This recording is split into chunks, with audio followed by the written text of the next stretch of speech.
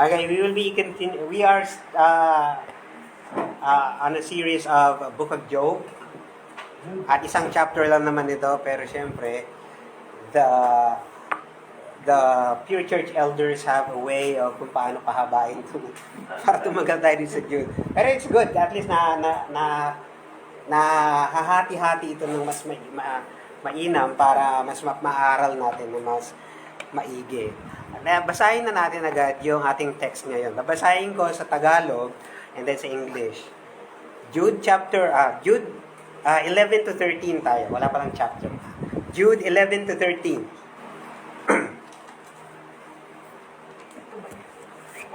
Did you say Jude or Joe? Jude. Jude. I heard that. Judas. In Greek. I say Greek or maybe Greek. Alright, it says, sa Tagalog, sa aban nila, sapagkat sila ay nagsilakad sa daan ni Cain, at nagsidaluhong na walang pagpipigil sa kamalian ni Balaam, dahil sa upa, at nangapahamak sa pagsalangsang ni Kore. Ang mga ito'y pawang mga batong nagtatago sa inyong piging na pag-iibigan. Kung sila ay nakikipagpiging sa inyo, mga pastor na walang takot na nakapasasabsab sa kanilang sarili, mga alapaap na walang tubig, na tinatangay ng mga hangin, mga punong kahoy sa taginaw na walang bunga, na makalawang mamatay, na binunot pati ugat, mga mabangis na alon sa dagat, na pinagbubula ang kanilang sariling kahihiyan, mga bituing gala na siyang pinaglalaanan ng pusikit na kadiliman magpakailanman. Gusto ko yung version nito medyo malalim. Sa English, babasahin ko naman. Woe to them, for they walked in the way of Cain, and abandoned themselves for the sake of gain to Balaam's error, and perished in Korah's rebellion. These are hidden reefs at your love feasts, as they feast with you without fear. Shepherds feeding themselves, waterless clouds swept along by winds, fruitless trees in late autumn, twice dead, uprooted. Wild waves of the sea, casting up the foam of their own shame, wandering stars, for whom the gloom of utter darkness has been reserved forever. Manalangin muna tayo saglit. Panginoon, samahan niyo po kami sa aming pag-aaral ng iyong salita. Gamitin niyo po ang inyong lingkod na mapangaral ang buong katotohanan ng may pag-ibig, Panginoon, at kayo ang mangusap sa puso ng bawat isa sa amin na naririto ngayon. Nawa, Panginoon, ang salita mo ang maging sandigan namin at maging gabay namin sa buong araw, buong linggo na ito, Panginoon, igugugol namin sa pumumuhay sa sanlibutan. Tulungan mo kami, Panginoon, na ang mga salita mo ay patuloy na manirahan sa aming puso hanggang sa dumami ang kaalaman namin hanggang sa muli mong pagbabalik. Ito po aming dalangin sa pangalan ni Jesus. Amen. Ang title ko sa anong to ay puro H. Tatlong puntos pala, wala akong title. Pero title ko na lang, ang paghahambing ni Jude sa mga bulaang propeta, or the comparisons Jude made to the false teachers. Alam niyo naman that Jude has been talking about this, about false prophets. He continues to warn us about the false prophets na nag-creep in sa simbahan. Kaya, ayun, dito sa puntong ito, ay si Jude ay nandun na sa point na nag-iinit na siya. Isa parang nandun siya sa peak, and then kumbaga yung climax or yung apex ng kanyang sermon. Dahil dito, sa pananaw ko lang to, ito yung gigil na siya. Nasa peak na siya ng kanyang pag-warning sa simbahan patungkol sa false teachers. Ganado na siya sa pagbabatikos at pagsisiwalat sa mga bulaang guro na nag-creep in sa church. Gigil na siya that he has been comparing these false prophets sa kung sino-sino at kung ano-ano. And I don't think that he did it without thinking. Tingin ko he was very intentional at pinag-isipan niya talagang mabuti kung saan o kanino niya i-compare ang mga false teachers na ito. After all, he was inspired by the Holy Spirit when he was writing the book. Naalala ko yung tatay ko noong bata pa ako, pag gigil na siya, kaka-warning sa akin tungkol sa decisions ko sa buhay. Siyempre, when you're a teenager, medyo rebellious, medyo yung iniisip mo ay parang you're ready to take over the world, you know everything, you know more than your parents, and sometimes that's true, but not every time. Not sa lahat, hindi sa lahat ng punto ng buhay mo ay tama ka. But I was at that stage, a rebellious stage. And si tatay, in his, first time niya rin namang mag-alaga ng teenager na sa buong buhay niya rin. So, he's not skilled then in taking care of a teenager like me, especially. So, kung ano-ano yung comparison niya sa akin, yung mga bagay na, just to warn me about the bad decisions that I make. Winawarningan niya ako at pinapakita niya sa akin kung gaano kapangit at kawalang kwenta yung mga decisions ko sa buhay. Let me give you some examples, tay. Patay na naman si tatay, so hindi niya tayo maririnig. So sabi niya, para kang ginapas na palay dyan sa gupit mo. Alam niyo, yung time ko, 90s, nung uso yung flat top na hairstyle. So sabi niya, I don't know how to say that in English. When you harvest a wheat and then you tie them up and then that's how my hairstyle looked like when I was a teenager. And my father would compare me to that. Para kang lulusong sa baha diyan sa pantalon mo. Kasi uso sa amin nun yung tinutupi. Di ba? Nabutan mo yun kung magtinay. Nakatupi ang pantalon mo noon. Ngayon hindi na eh. And then, anong klaseng suot yan? Para kang satanista. Lahat kayo nakaitim. Sige, yan lang naman noon pag nakaitim. So, pag black shirt, sasabihin nila, ito Ilonggo daw si Lulu, mugid ka. Para daw akong si lolo ko.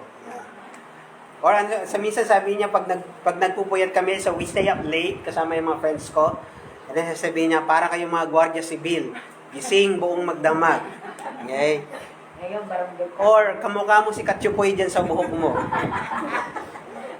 Katsupoy ng batch nila, pero nung batch namin, Kimpi ang tawag. Si Kimpi De Leon yun. Sa umagang ito, we will be hearing lots of these comparisons or metaphors, similes. All throughout the Bible, the book of Jude ay hinahambing niya. Okay? Makikita naman talaga natin, obvious naman, na sa section na to, ng 11 to 13, mas marami siyang mga metaphors o paghahambing o mga similes. So, let's see kung ano yun. Gusto kong hatiin ang section na to sa 3 points ulit. So, I want you to notice these 3 things.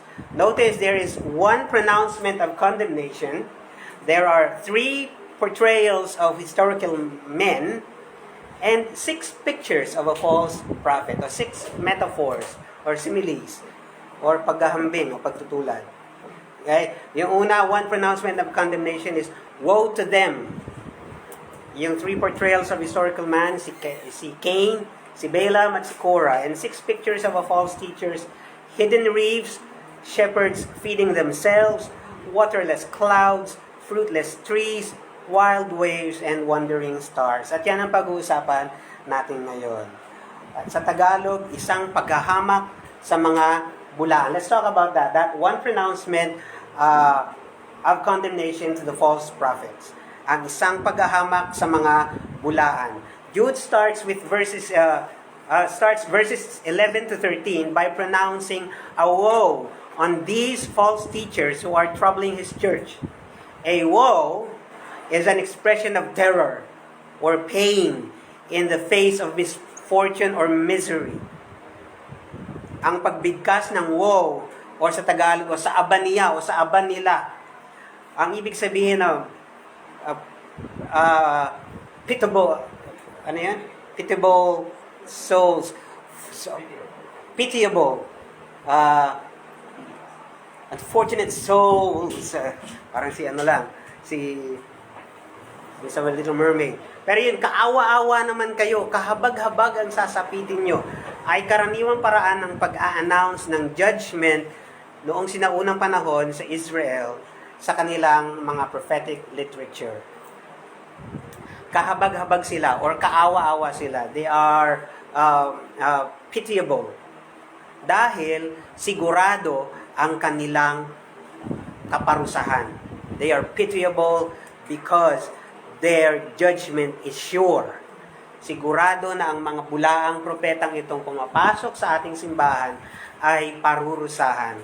Jude is telling us here that these false prophets are surely gonna be punished for their ways or sin.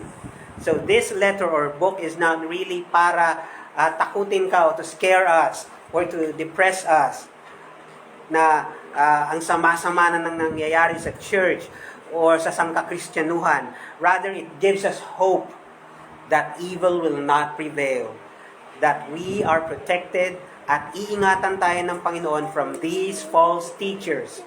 Di ba sinabi na ni Jude yan sa umpisa pa lang? From the very start of his letter, Jude promised us, he started with, to those who are called, beloved in God and Father and kept for Jesus Christ. So sa umpisa pa lang ay sinabi na ni Job na iniingatan tayo ng Diyos mula sa mga bulaang propetang ito. The triune God calls, loves, and keeps us from a triune The triune God calls, loves, and keeps us for a triune blessings. So ang Diyos iniingatan tayo mula sa mga false prophets na ito. And then sinabi niya rin, may grace, yung triune blessing na yan ay may mercy, peace, and love be multiplied to you. So these triune blessings will be multiplied to us. At yan ang prayer ni Jude. Sa dulo, halos ganun din ang pagpapanatag ni Jude sa atin. Pinanatag niya tayo, pinayapa niya tayo. Sinabi niya sa 24, that now to Him who is able to keep you from stumbling. So ina-assure na tayo ni Jude sa buong aklat niya na ito na God will keep us. God will protect us from these false teachers. So, hindi ito para takutin tayo or para i-depress tayo, but rather to give us hope and to give us courage to contend and keep on contending for our faith. So, sino ang keeper natin? Yan ay ang Panginoong Jesus. We keep ourselves by recognizing and remembering that we belong to the keeper. So kahit na may mga false teachers, may pagdurusa, may suffering, may temptation, ini-encourage tayo ni Jude na keep yourselves in the love of God.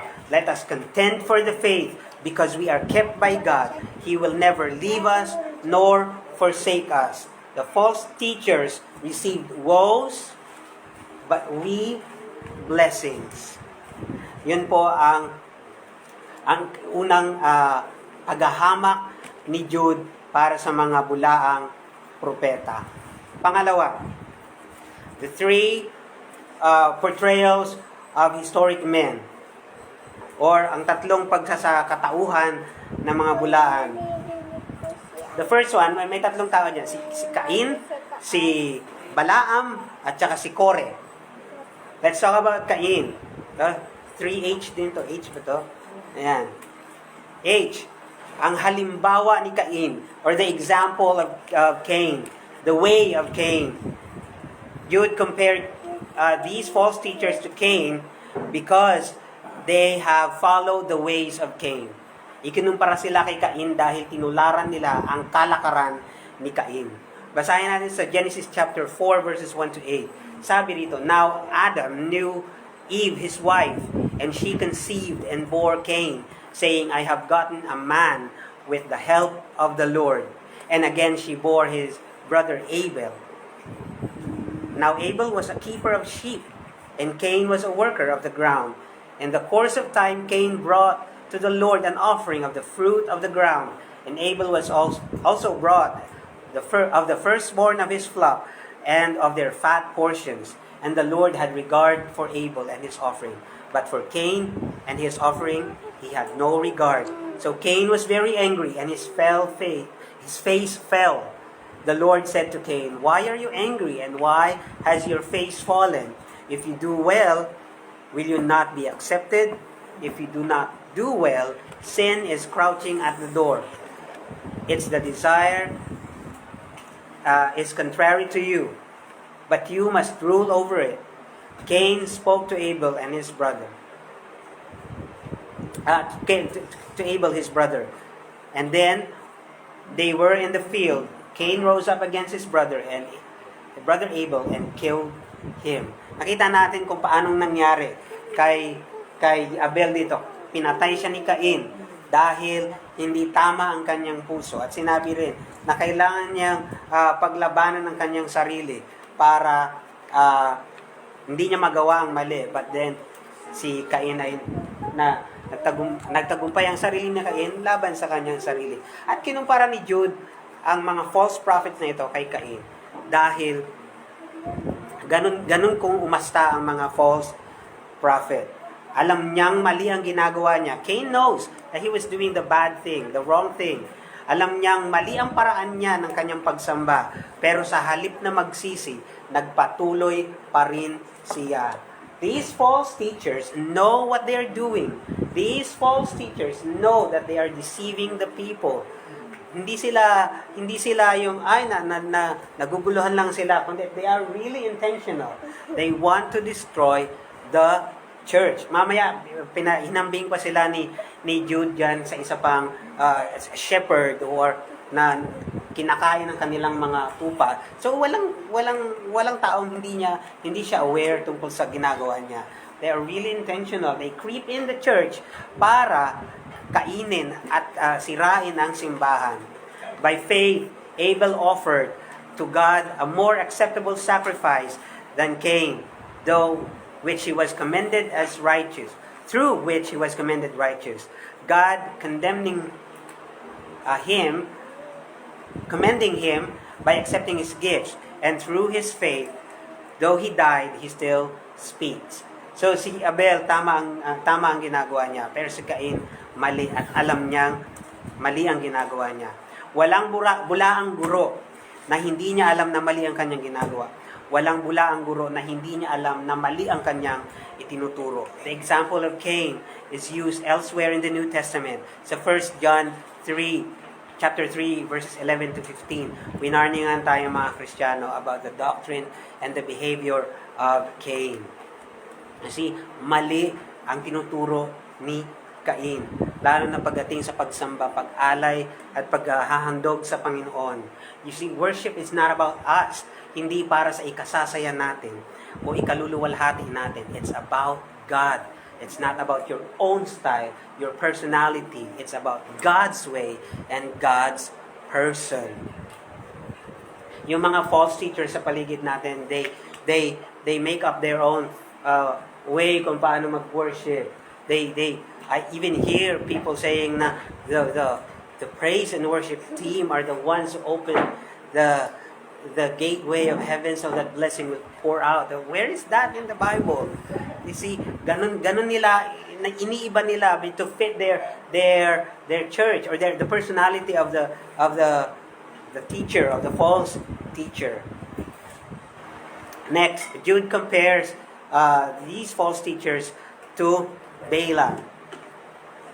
And I want to talk about another age of Balaam. The kahangalan ni Balaam.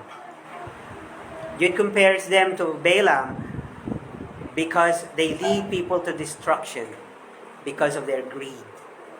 Easy ng katauhan ni Jude ang mga bulaang guro kay Balaam dahil ipinahahamak nila ang mga tao sa kanilang kasakiman. Kumbaga, sa ngalan ng salapi. But Balaam answered and said to the servants of Balak, "Though Balak were to give me his house full of silver and gold, I could not go beyond the command of the Lord, my God, to do less or more." Sinabi niya yan. Mukhang bida siya dyan. Let me tell you about the story of Balaam. Si Balaam ay Hindi ko siya masasabing bulaan eh. Masasabi ko siyang wicked. Wicked prophet than more than a false prophet. Kasi he's saying the right things. He's saying that ang sinasabi lang at hindi siya pinapayagan ni Yahweh na magsabi ng kabulaanan. Ang nasasabi niya palagi ay katotohanan at kung ano ang sinasabi ni Yahweh. Pero napakalaki ng offer ni Balak.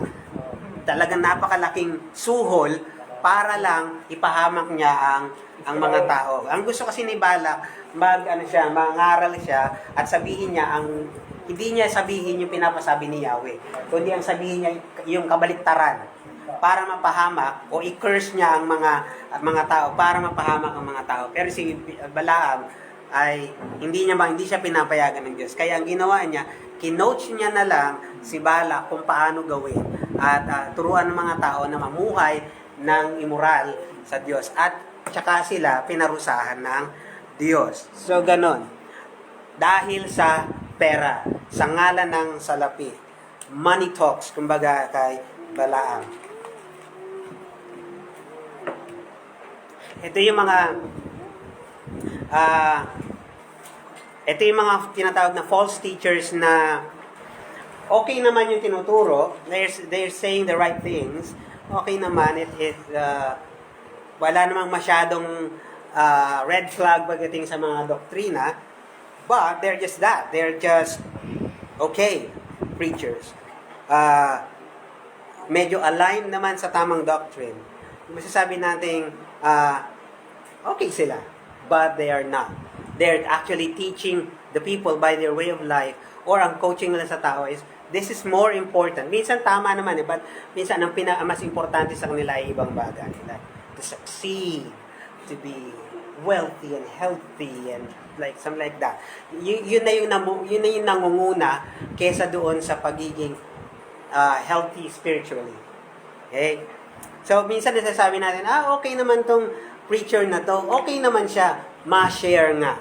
Di ba? Ako, dumating na ako sa puntong ganyan eh. There's a quote from I know a false teacher, which is really, really good, and I want to quote it. Pero, we say no to that. Hindi porke tama sila, or wala namang problema, pero ang pamumuhay nila, kung alam mong false, say no to these false teachers. Even their songs, minsan, let's be careful. There are songs na hindi porke may Jesus ay okay na. Hindi porke may God, okay na. Let's look at the lyrics minsan. Because sometimes, ay dinadala tayo sa maling doktrina. These preachers, they tickle the ears. Kinikiliti nila ang tenga. Gustong-gusto ng mga tao. They want to hear nice things about them. But it is void of the gospel. Walang mabuting balita na maririnig sa kanilang mga pangaral. We need to be reminded of the gospel regularly. Kailangan halos kung hanggat araw-araw marinig natin ang mabuting balita. Kasi pag hindi natin narinig, nagkakaroon ng gap, nakakalimutan natin that we have been saved by grace through faith in Christ alone. Na minsan akala na natin naliligtas tayo dahil nagbabasa tayo ng Bible, dahil nagpipray tayo, dahil inaayos natin ang buhay natin. No. Kaya tayo ligtas dahil sa biyaya, sa pamamagitan ng pananampalataya kay Kristo lamang. Yun ang nagpapanatili sa atin. It is God who keeps us from falling. Not our kapit, but His kapit sa atin. Hindi tayong may kapit sa Kanya. At kahit na kumakapit man tayo sa Kanya, hindi tayo pwedeng magmalaki. Sinabi ni Charles Spurgeon, I cannot boast of my love to God because I fail Him daily. I can only boast of His love for me because He never fails. Minsan ganun tayo, nag-boast tayo sa kung gaano natin kamahal ang Diyos, kung gaano tayo naglilingkod sa Kanya, kung gaano tayo katapat sa Diyos. Pero no, we need to boast of the Lord. Siya ang tapat palagi. Siya ang nagmamahal. You see, the gospel is offensive. The gospel, nung nagnangaral si Jesus, nabawasan ang mga followers niya. Because the gospel is offensive. Marinig mo sa pangaral na anumang ginagawa mo, is nothing. Kahit na napakabuti mong tao, that's not gonna take you to heaven. Being a good person will not take you to heaven. And that's offensive. Like, ako ginagawa kong lahat para maging mabuting magulang, para maging mabuting tao, and then, hindi pa pwede yon. Yes, that's why people get offended. But we need to preach the gospel even if it is offensive. It will be offensive to those who are perishing, but it is a blessing. It is a sweet aroma to those who are saved.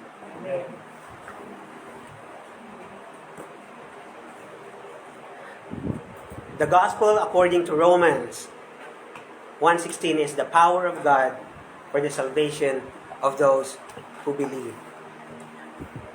Pero ang mga taong ito, mga bulaang propeta, they lead their people sa maling pamumuhay, sa wrong lifestyle, at hindi ito nakalulugod sa Diyos.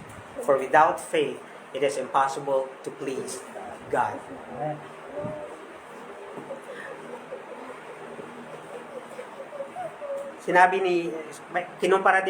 Binanggit din si Balaam sa Book of Revelation. At ganito ang sabi, but I have a few things against you.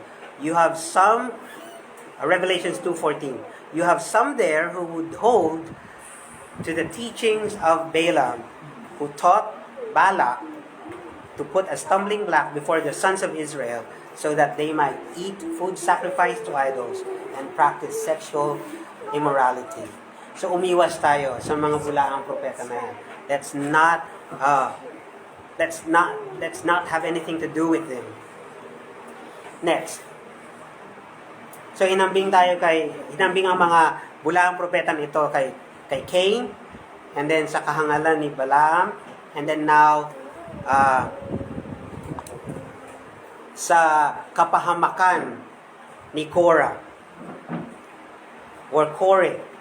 Itinulad sila kay Korah dahil naghihikayat sila sa paghihimagsik laban sa mga pinunong itinakda ng Diyos. So Korah, he invited or he encouraged the people to rebel against God's chosen leader. Korah led a rebellion against the authority of Moses. That's in number 16. And Jewish tradition viewed Korah as the archetypal antinomian. He is thus a fitting example for Jude to use because false teachers he deals with flaunted God's law and denied apostolic authority. Hindi nila ino-honor ang mga ng mga apostol, ang otoridad ng mga apostol. At yun ang ginagawa ng mga false teachers. Hinihikayat tayo na mag-rebel against sa mga itinakda ng Diyos na mamuno sa ating simbahan. I'm not saying na sila ay Diyos. Pero kung ang mga leaders ng ating simbahan ay nangangaral ng salita ng Diyos ang susundin natin. At kung sinusunod natin ang salita ng Diyos, then sinusunod natin ang Panginoon. Ang rebelde, hindi susunod sa Diyos. Hindi susunod sa Panginoon. That's why Jesus told these people in Luke 6:46, why do you call me Lord when you do not obey my word? My third point is the 6 metaphors. Ang 6 na paghahambing sa mga bulaan. Basahin ko lang sa sa Jude, verse 13 natin. These are hidden reefs at your love feasts, as they feast with you without fear. Shepherds feeding themselves, waterless clouds, swept along by winds, fruitless trees in late autumn, twice dead, uprooted, wild waves of the sea, casting up foam of their own shame, wandering stars.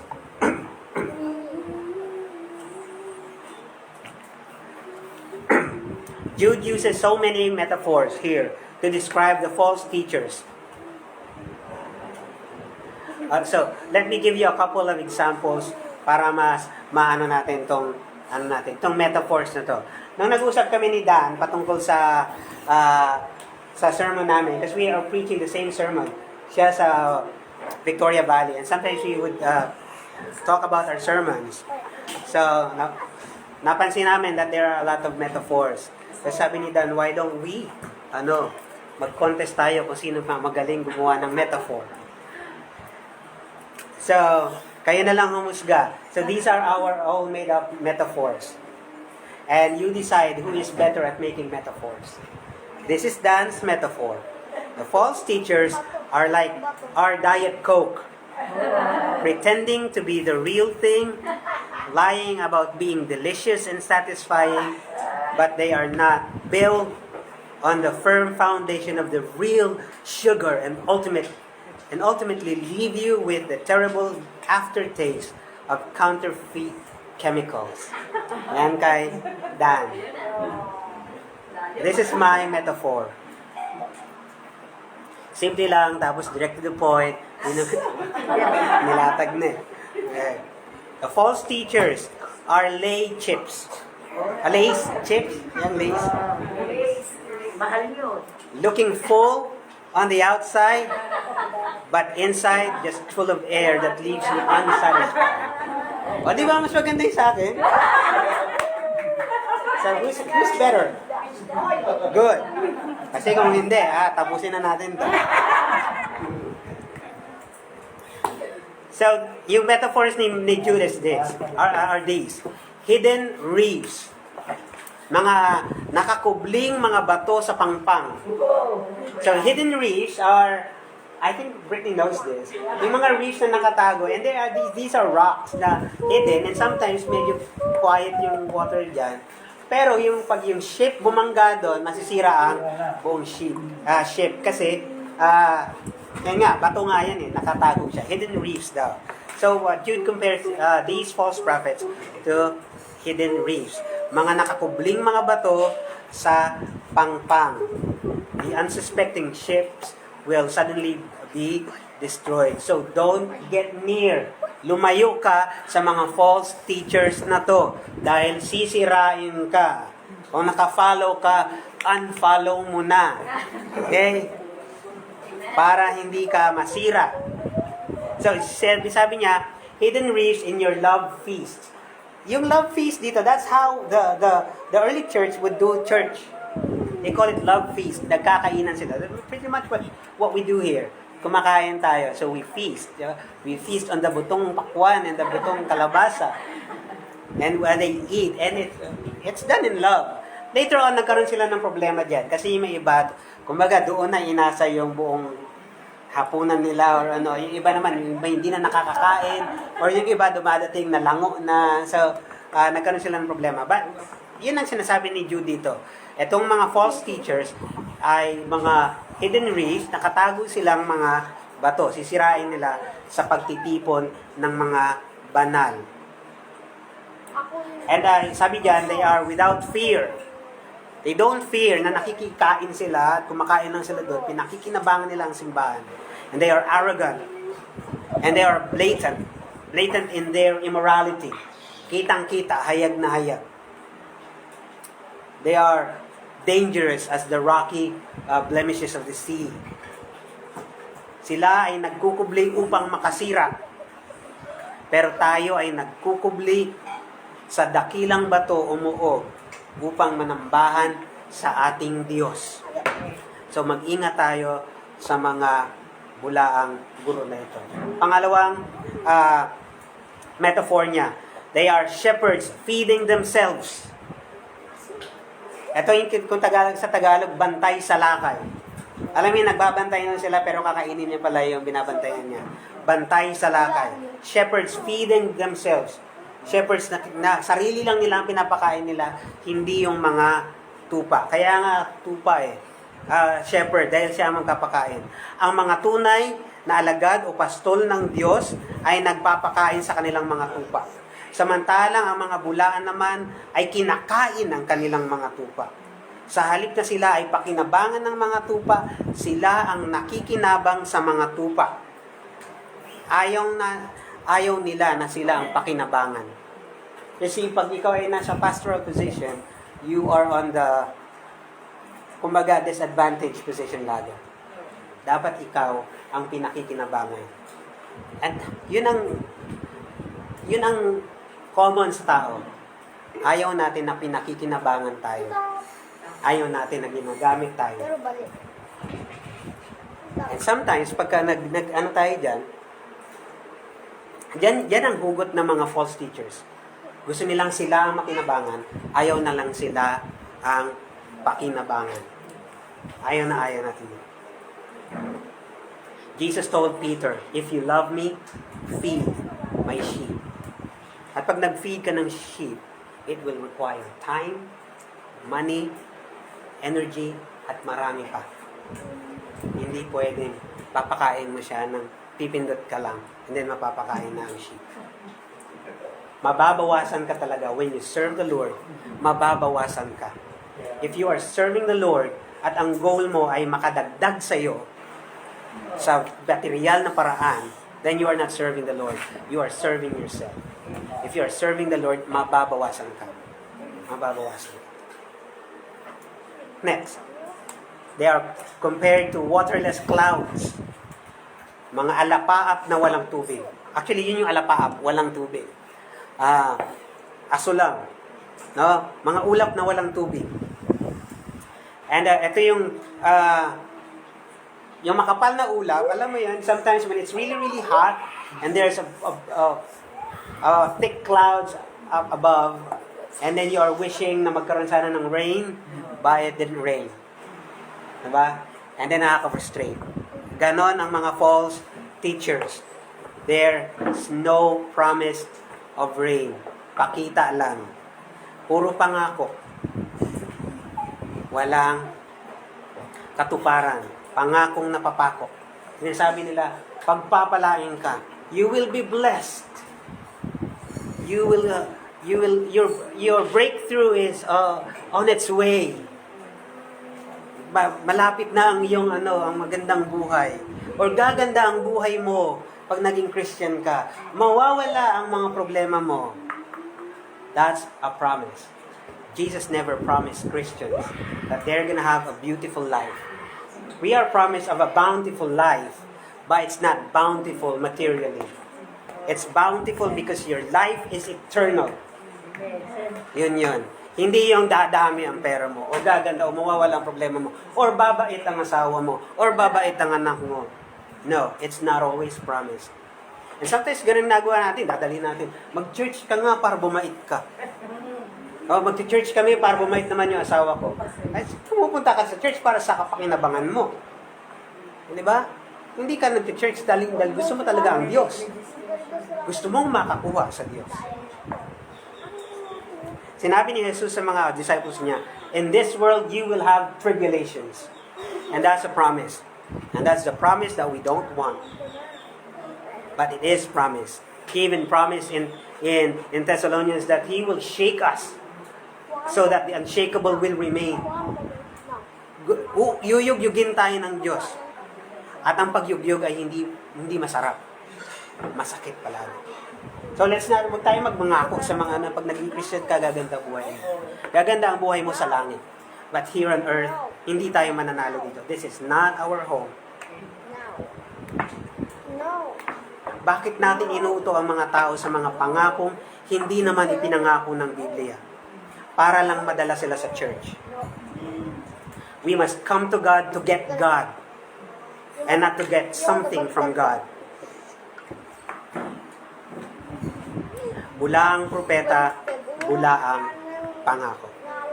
The next comparison is fruitless trees. Mga baog na bungang kahoy. Sinabi niya, usually ang mga kahoy, they bear fruit sa autumn. Mas maraming mga puno ang namumunga late autumn, sa taglagas. Kasi doon naman lalabas yung mga prutas. Pero kinumpara sila ni Jude dito sa puno na walang bunga at lipas na. Lumagpas na yung taglagas, wala pa ring bunga. Dahil hindi naman sila naka-abide kay Jesus, kaya hindi sila namumunga. Sabi ni Jesus, you cannot bear fruit apart from me. So malinaw that they are not abiding in Christ because they're not bearing fruit. sigurado pag ikaw ay naka-abide kay Kristo, magbubunga ka. Walang bunga ang buhay. They are also twice dead, as they will also live a fruitless life under the unrelenting wrath of God in the righteous punishment. Fruitless din ang eternity nila dahil sila ay nakaabang sa parusa ng Diyos. Actually, dinikdik pa ni Jude dito. Fruitless, rootless, and uprooted, and twice dead. Ganun na sila dinescribe ni Jude. The next comparison is wild waves, o nagwawalang mga alon, tumultuous, chaotic. Walang pagpipigil sa sarili. Panira lang. At sila ay namumuhay sa kahihiyan dahil sa mga uri ng pamumuhay nilang hayag sa mga tao. Next, wandering stars or mga talang gala. Wala naman talagang na-learn ko na ang mga stars talaga ay hindi naman talaga gala. Wala namang ligaw na stars. Sabi ng kanta nga, stars don't shine, they burn. At nag-burn sila doon lang sa place na yon. Kasi sumasabog yan sila. At wala talaga. Yung naging napagkakamalang star na gala ay yung particles na nagwawala. And then sila ay nauubos sila and then nasasak in sila sa kung may black hole man nearby, nasasak in sila doon. So yun ang nangyayari sa mga talang gala. Mga comets sila. Nag-shoot lang sila sa sky. Hindi nila kayang i-navigate din ang buhay. Kung ano-ano pinagsasabi nilang mga steps to ganito, ways to ganito, but they are not. They are not experts. So they are unguided, directionless teachers. Mapapansin natin na kahit ang kahihinatnan ng kanilang pagkabulaan ay isinulat din ni Jude ng pahambing. And the last sentence, sinabi niya, for whom the gloom of utter darkness has been reserved forever. Sila ay parurusahan sa matindi at pusikit na kadiliman kung saan wala na ang presensya ng Diyos. This is describing the punishment for the blasphemous false teacher. God has a place prepared for them. They hate the light, and so they are doomed to darkness. Ito yung mga comparison ni Jude sa mga false teachers. He has one woe, isang condemnation para sa mga taong ito. At hinambing sila sa tatlong hangal na tao sa Old Testament. At meron pang pinasadaan pa ng 6 na pagkukumpara o paghahambing sa mga false teachers na ito. They are false teachers dahil sila ay fake. Hindi sila ang tunay na guro. Ang tunay na guro natin, our true teacher, is Jesus. The false teachers are waterless.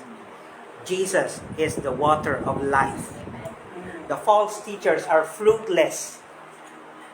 But with Jesus, apart from Him, we will not bear fruit.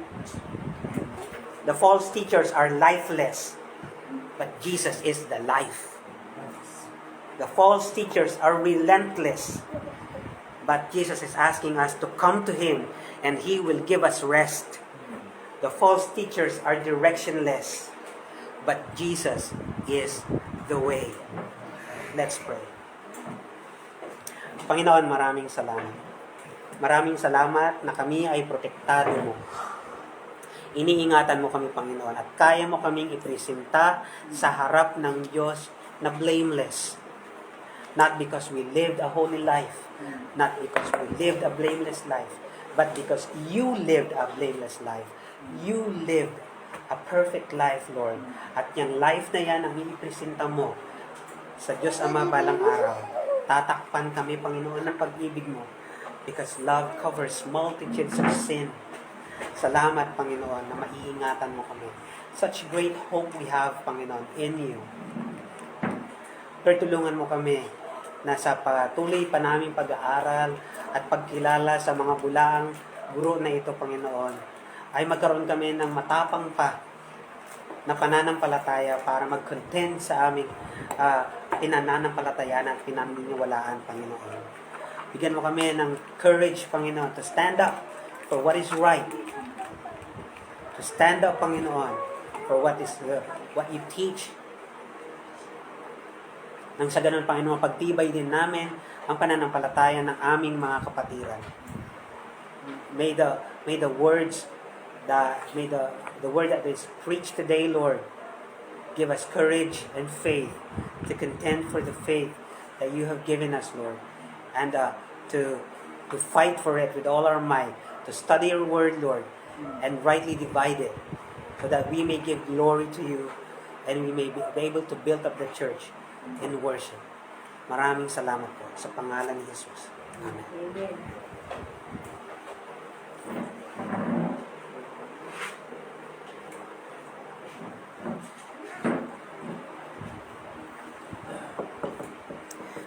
Praise God for the proclamation of His Word.